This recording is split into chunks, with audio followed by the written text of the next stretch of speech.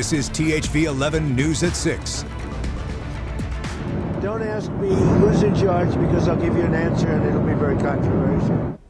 President Trump speaking after capturing Venezuela President Nicolas Maduro over the weekend, bringing him to the U.S. to face 4 federal charges. Those charges including conspiracy to import cocaine and machine guns and conspiracy to commit narco-terrorism. While some are celebrating the move, others, like Venezuela's UN ambassador, are accusing the U.S. of violating international law. And while the legality of Maduro's capture is being debated here and there, legal experts say it won't matter in the courtroom. Thanks for joining us. I'm Faith Woodard. And I'm Brooke Buckner. In his first appearance in court today, Maduro and his wife pleaded not guilty to all 4 charges and said through an interpreter in part, quote, "I'm innocent, I am not guilty, I am a decent man." He and his wife also agreed to remain in custody, but their attorney hinted at a future bail application. Venezuela's acting president Delcy Rodriguez was sworn in Monday and has offered to work with the Trump administration.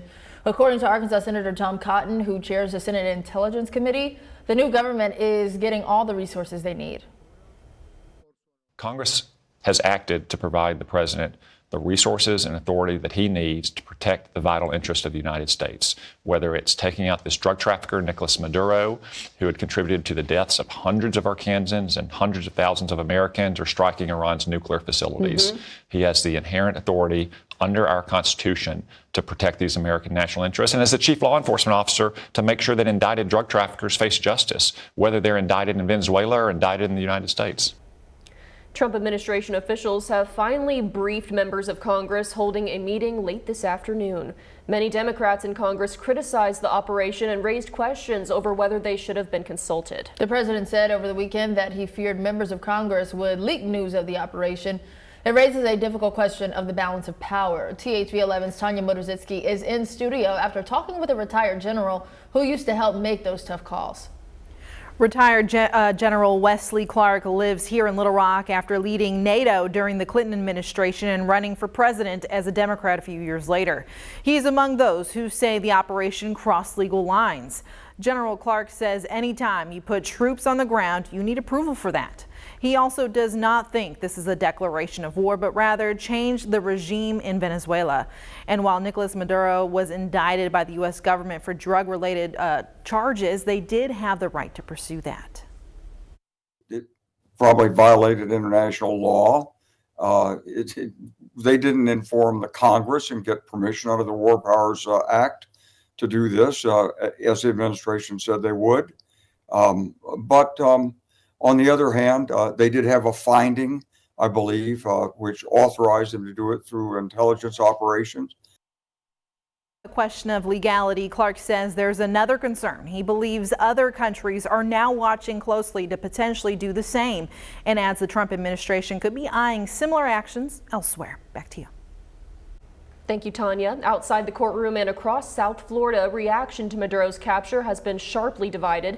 In Manhattan, some protesters condemned U.S. involvement in Venezuela, while others celebrated the move. But in South Florida, home to one of the largest Venezuelan communities in the country, many families say the moment feels long awaited.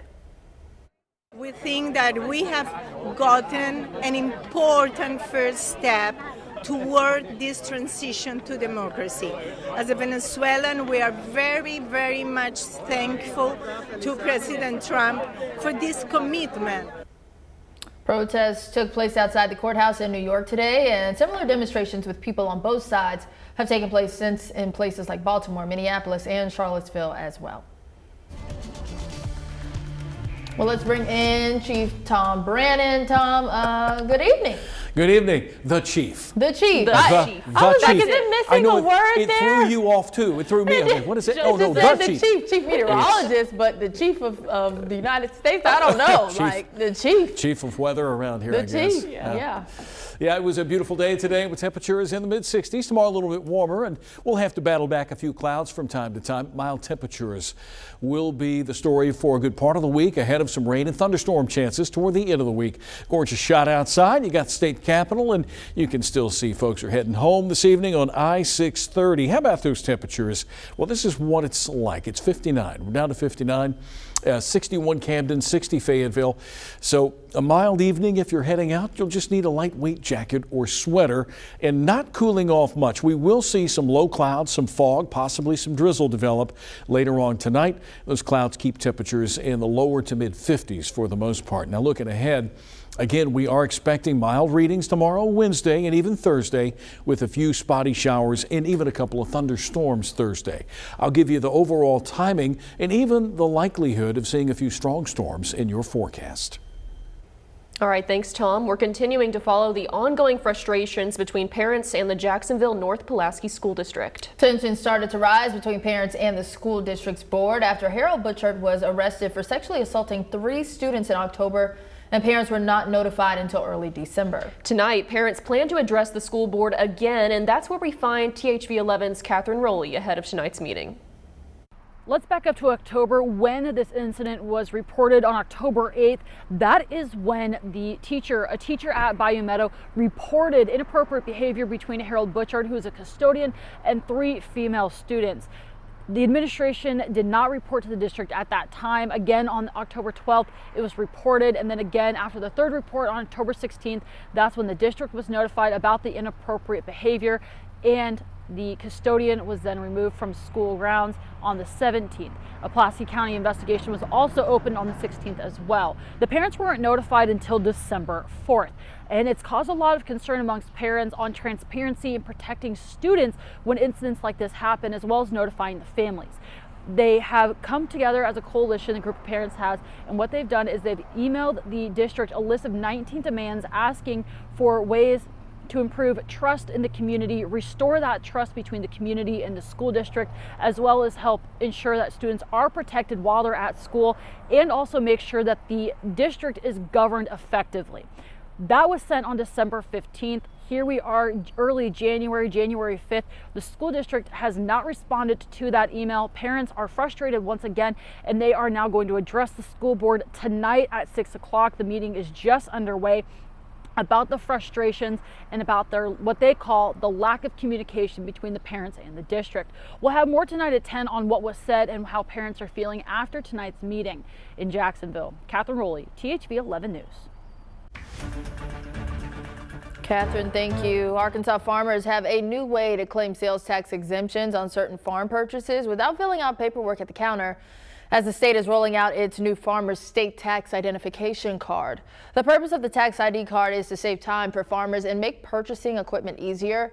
Instead of completing a form at the retailer, eligible farmers can show a DFA-issue card when they buy qualifying items. To claim that, in past years, they had to fill out a form in order to qualify, at the retailer. And I think the General Assembly and the governor just said, why not cut the red tape and make it easier for them so they can just show up, they can purchase their items, show their card, and go on about their day. DFA says farmers can apply for the card through the state's taxpayer portal. It's a one-time payment of $20 and the card lasts 8 years. Billions of dollars are expected to be dispersed across the nation, all in the name of health care, including right here in the Natural State. Last week, Governor Sanders announced that millions are expected to help rural communities across Arkansas. State leaders say this funding could make a real difference for families who live far away from hospitals or clinics. THV 11's Maya Ellison brings us a closer look at the plans. Just got to pull it all together and then use this money wisely to make a huge difference and impact for rural health care. Thanks to funding from the Federal Rural Health Transformation Program, Arkansas will receive $209 million over the next 5 years, aimed at improving access to care in communities that need it most. And that is a 1 year out of 5 years of money that's going to be going towards improving access in rural health care for Arkansas. Now, nearly 45% of Arkansans live in rural areas. That's according to the University of Arkansas Division of Agriculture's 2025 Rural Profile of Arkansas. In that same report, it highlights state challenges such as poor maternal and infant health, obesity, and more. Arkansas is primed to use this money in a very meaningful and impactful way to really do a lot as it relates to rural health care. Governor Sanders shared this message on X, formerly Twitter, outlining 4 main initiatives: expanding telehealth, promoting healthy eating and physical activity, and improving access to care across rural communities. It's important on your mental health and as well as your just physical health about being engaged, being connected, and actually getting out there and having a purpose. State leaders say the goal is simple: make healthcare more accessible for all Arkansans. In Little Rock, Maya Ellison, THV 11 News. Maya, thank you. Meanwhile, in Hot Springs, the local marketing partner tasked with finding a group to redevelop the Majestic Hotel site is making progress. The chairman of Hot Springs Metro Partnership's Majestic Committee says they received 2 proposals, one from the Garland County Library and the other from a joint partnership between a local developer and nationally recognized architect. They've proposed a mixed-use concept with retail, restaurants, and walking and biking paths. Meanwhile, the library hopes to build its new headquarters on the land. We feel like we have two very good proposals to evaluate, and are looking forward to the next few months of really diving in, meeting with the candidates, and making a recommendation to the city. Again, the Metro Partnership was just tasked with kind of becoming the clearinghouse and curating these proposals. We'll make the recommendation, but ultimately it will be the City of Hot Springs' decision. HSMP has until March 31st to make that recommendation to the city. After a rather cool weekend, we did see a warm up today. We'll see a warm up for really the rest of the week with highs in the 60s and 70s. It's going to feel a lot more like spring than winter, but then the weekend comes about and winter temperatures return. Between Thursday and Saturday, we will have to deal with a couple of systems and some rain. I'll have that forecast when we come back.